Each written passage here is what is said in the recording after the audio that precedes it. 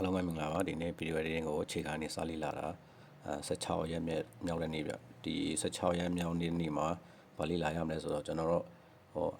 event marking ဆိုတဲ့ဟာကိုလေ့လာရမှာပြ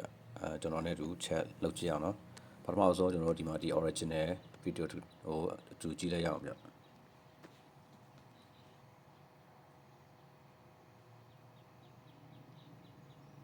ဟုတ်ကဲ့ဒါတော့ original video ပေါ့နော် original video ကိုကျွန်တော်တို့ဘာလုပ်ရမလဲဆိုရင်တော့ဒီဟို marking ပေါ့နော် marking ထည့်ရမှာပေါ့နော် marking ထည့်ဖို့ဆိုရင်ကျွန်တော်တို့ပထမဆုံးကျွန်တော်တို့ဒီမှာ overlay ရှာလိုက်မှာပေါ့နော် overlay ကိုပြင် add overlay ပြင်ကျွန်တော်တို့ဒီမှာ video တစ်ပုတ်ထည့်လိုက်မယ်နော်ဒီမှာဒီ video ရလာပြီဆိုရင်ကျွန်တော်တို့ဒီမှာအပြည့်ချက်လိုက်မယ်ဗျ screen ကိုဒီလိုဖြစ်သွားပြီဆိုရင်ရပြီနော်ရပြီဆိုရင်နောက်တစ်ခုကဒီ original video ပြန်ထောက် original video ပြန်ထောက်ပြန်တယ်ကျွန်တော်တို့ဒီမှာ duplicate duplicate ဆိုတဲ့ဟာပွားလိုက်ရမှာဗျ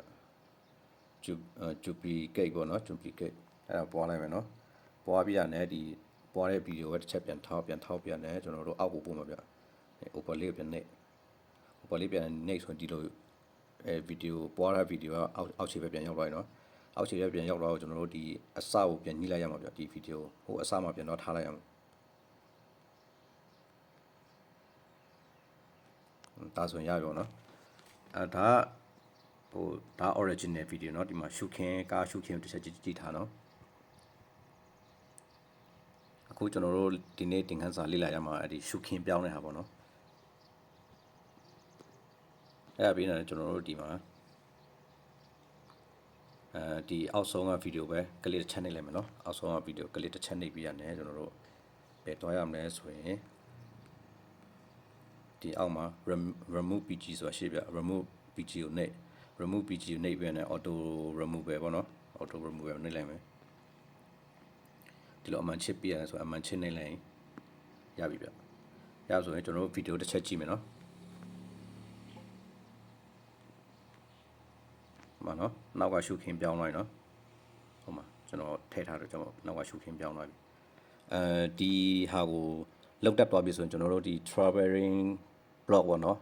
traveling blog တွေရိုက်လို့ရပြီဥမာအရှိမစာတန်းထိုးပြီးရင်ကျွန်တော်တို့ဒီမှာပြီးရင်တချင်းပြန်ထည့်ဆိုရင်ဒါ